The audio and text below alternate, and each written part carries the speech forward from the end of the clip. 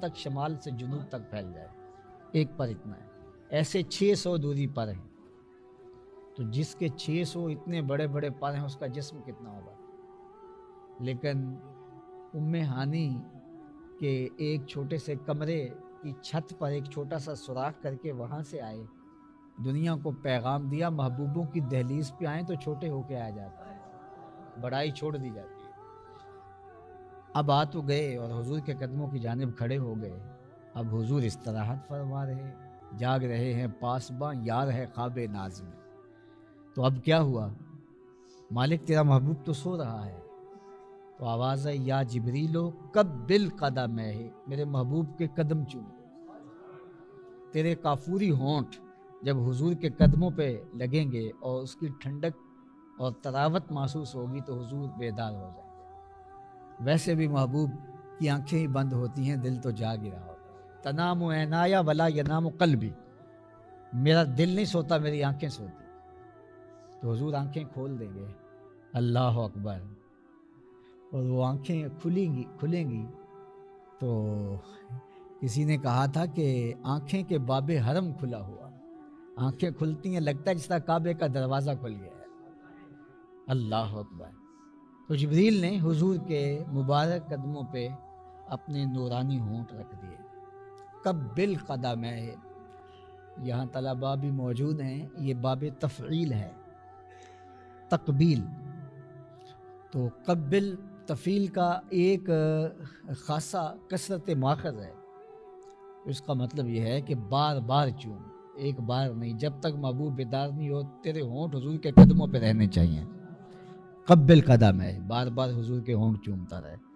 اب حضور علیہ السلام بیدار ہوئے اور جبریل حضور کے قدموں میں کھڑے ہیں، تو آقا کریم نے کہا کہ جبریل کیسے آنا ہوا؟ وہ کہا آج وہی لے کر تو نہیں آیا اس طرح کی، لیکن رب کا میسج لے کر آیا ہوں، ان اللہ اشتاق الی لقائک یا رسول اللہ، پیارے محبوب آپ کا رب آپ کا منتظر ہے، آپ کے دیدار کا مشتاق ہے، یہ لفظ ہے، ان اللہ اشتاق الی لقائک، آپ کے رب کو آپ کے دیدار کا اشتیاق ہے، اشتیاق سے ہی شوق نکلا ہے، آپ کے رب کو آپ کے دیدار کا شوق ہے، اور اس نے مجھے بھیجا ہے کہ جاؤ میرے محبوب کو لے کے آؤ۔ اللہ اکبر، تبارک اللہ، شان تیری تجھی کو زیبا ہے بے نیازی، کہیں پہ جوش لن ترانی، کہیں تقاضے وصال کے۔ ایک خود چل کے جاتا ہے، نالین اتار دیتا ہے طور آنے سے پہلے ہی، اور وادی مقدس میں کھڑے ہو کے کہتا ہے رب آرنی انظر الیک، مالک میں تجھے دیکھنا چاہتا ہوں، رب آرنی انظر الیک، میں تجھے دیکھنا چاہتا ہوں، اور خود طلب کر رہا ہے اور جھولی پھیلا کے اللہ کے دیدار کی خیرات مانگ رہا ہے۔ یہ جناب موسیٰ علیہ السلام، اور جواب کیا آتا ہے؟ لن ترانی، اے موسیٰ تم مجھے نہیں دیکھ سکتے۔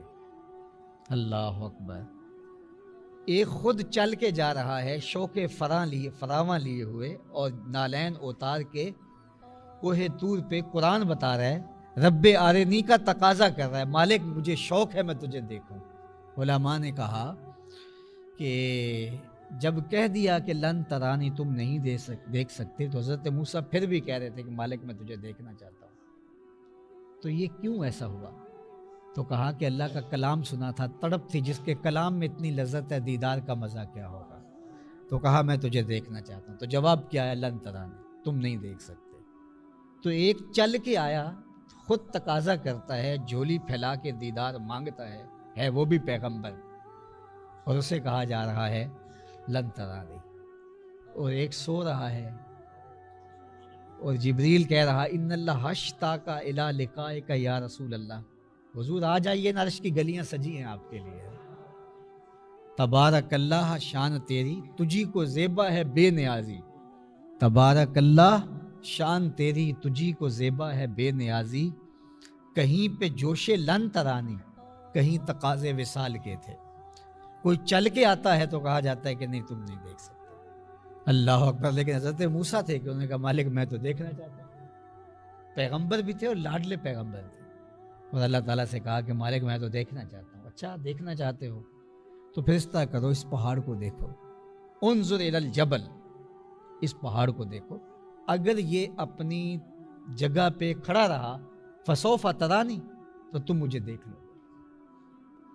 تو حضرت موسیٰ علیہ السلام نے اس پہاڑ کو دیکھنا شروع کیا، تو اللہ نے اپنی تجلی صفاتی کا پرتو اس پہاڑ پہ ڈالا۔ قرآن میں سارا واقعہ موجود ہے۔ اللہ تعالیٰ نے اس پہاڑ پہ اپنی تجلی ڈالی، پھر کیا ہوا؟ اللہ کی تجلیات کے وفود میں پہاڑ ٹھہر نہ سکا، اور طور کو آگ لگ گئی اور پہاڑ جل گیا۔ اور اس پہاڑ کو جلتے ہوئے دیکھ کر کے اس کے اوپر جو تجلیات الہیہ کا عکس پڑا، اس کا ذل حضرت موسیٰ علیہ السلام کی آنکھ میں آیا اور وہ تاب نہ لا سکے۔ خر موسیٰ صاعقہ، قرآن نے کہا حضرت موسیٰ بے ہوش ہو گئے۔ اللہ اکبر، زمین پہ تشریف فرما ہو گئے اور ایک مدت تک اس کیفیت میں رہے۔ پھر اللہ تعالیٰ جل شانہ کے حکم سے ان کو دوبارہ جو ہے وہ ہوش میں لایا گیا، تو کہا کہ مالک میں توبہ کرتا ہوں، میں رجوع کرتا ہوں تیرے حضور، جو میں نے تقاضا بھی کیا مجھے نہیں کرنا چاہیے تھا، لیکن شوق اتنا تھا کہ تقاضا کیا، اور اللہ تعالیٰ نے تجلی صفاتی، تجلی ذاتی نہیں، میرے جملوں پہ آپ کا غور ہو، تجلی ذاتی نہیں، تجلی صفاتی، تجلی صفاتی ہی بھی نہیں، تجلی صفاتی کا پرتو، عکس، سایہ، ذل پہاڑ پہ ڈالا، اور وہ بھی سوئی کے نکے کے کروڑویں حصے کے برابر، اور پہاڑ پر منعکس ہو کے وہ تجلی پھر حضرت موسیٰ پہ آئی، تو حضرت موسیٰ اس کی بھی تاب نہ لا سکے۔ اللہ اکبر، خر موسیٰ صاعقہ قرآن نے کہا ہے۔ یہ تو منظر ادھر تھا، تجلی صفاتی، میرے ان جملوں پہ غور رہیں، ذہن میں رہیں، تجلی ذاتی نہیں، تجلی صفاتی، اور تجلی صفاتی بھی نہیں، اس کا پرتو، اس کا عکس، اس کا ذل، اس کا سایہ، اور وہ بھی سوئی کے ناکے کے کروڑویں حصے کے برابر، اور وہ بھی ڈائریکٹ حضرت موسیٰ کی آنکھوں میں نہیں، پہاڑ پہ منعکس ہو کر پھر جناب موسیٰ پہ آئی، اور اتنا شوق رکھنے کے باوجود حضرت موسیٰ علیہ السلام اس کی تاب، اور خر موسیٰ صاعقہ قرآن نے کہا نا۔ اب یہ تو ایک پہلو ہے اور یہ قرآن نے بتایا، اور دوسری جانب میرے حضور نے معراج کی شب کھلی آنکھوں سے، تجلی صفاتی نہیں ہے، تجلی ذاتی کو کھلی آنکھوں سے دیکھا، جی بھر کے دیکھا، بار بار دیکھا، 18,000 سالوں کے برابر کا عرصہ اس منظر میں رہے۔ اب وہاں تو خر موسیٰ صاعقہ ہے نا، اور یہاں کیا ہے؟ قرآن پڑھ لیا، سورہ نجم ہے، ما زاغ البصر وما طغى۔ اللہ نے کہا محبوب نے آنکھ بھی نہیں جھپکی، ما زاغ البصر وما طغى، یعنی نہ تو آنکھ چندھیائی اور نہ حد ادب سے آگے بڑھی۔ ایک ہوتا ہے کہ جو ہے وہ بے باکی سے دیکھنا، وہ بھی نہیں تھا، ادب تھا آنکھ میں، اور دوسرا یہ ہے کہ تجلیوں کے وفود سے آنکھ چندھیا جاتی ہے۔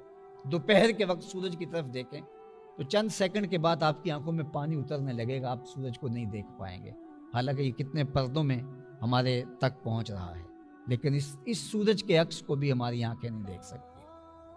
تو وہ جمال خدا کا کیا نور ہوگا۔ تو اللہ فرماتا ہے کہ ایک تو یہ تھا کہ آنکھ چندھیائی نہیں ہے، اور دوسرا یہ ہے کہ حد ادب سے آگے بڑھی بھی نہیں، ما زاغ البصر وما طغى۔ اللہ اکبر۔ اچھا سنیے، نہ حد ادب سے بڑھی اور نہ چندھیائی، یہ کون کہہ رہا ہے؟ اللہ خود کہہ رہا ہے، وہاں بھی اللہ خود کہہ رہا ہے، خر موسیٰ صاعقہ، یہ تاب نہیں لا سکا، اور دیکھو یہ بے ہوشی ہو گئی اور زمین پہ تشریف لے گئے، اور یہاں ہے کہ نہیں آنکھ بھی نہیں جھپکی۔ دنیا کے اوپر نظر نظارے کی تعریف کرتی ہے، منظر کی تعریف ناظر کرتا ہے، ہمیشہ ایسا ہوا ہے۔ جب کوئی منظر آپ دیکھتے ہیں تو آپ آ کے بیان کرتے ہیں کیا منظر تھا۔